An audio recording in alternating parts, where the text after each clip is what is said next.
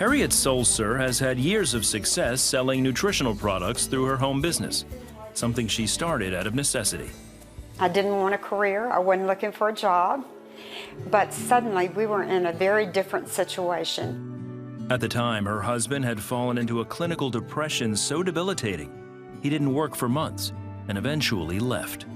After my husband left, I had to declare bankruptcy, and we lost our home. With her life in pieces and her business struggling to get off the ground, Harriet watched the 700 Club for encouragement.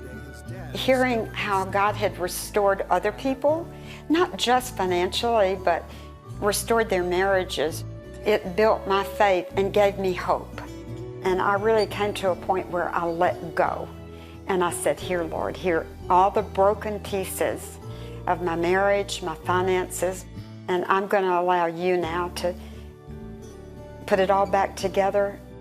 But as hard as Harriet worked, her business wasn't growing fast enough. She says one morning while reading the Bible, she realized why. I was not tithing. I was giving occasionally when I could, but in my mind, I didn't feel that I could afford to tithe. But when I read 2 Corinthians 9:10, it literally jumped off the page. Those who sow sparingly will reap sparingly. All of a sudden, I realized that I was trying so hard to produce the seed, and that was not my responsibility. My responsibility as a child of God was to make a deliberate decision to sow into His kingdom. And once I made that decision to sow, He would provide the seed.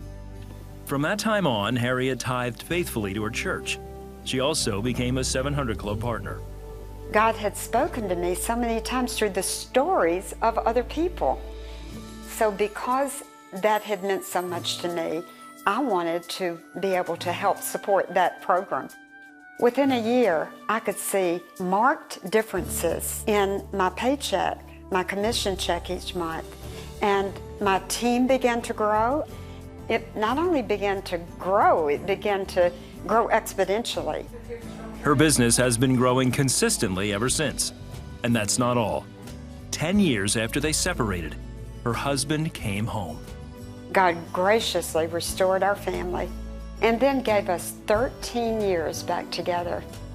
The Solsers were able to build their dream home, Promise Point, before her husband passed away. Harriet enjoys the peace of knowing her future is secure and encourages others to trust the Lord with their finances. If we're faithful and obedient, then God will meet our needs, and He will supply the seed so that we have more seed to sow.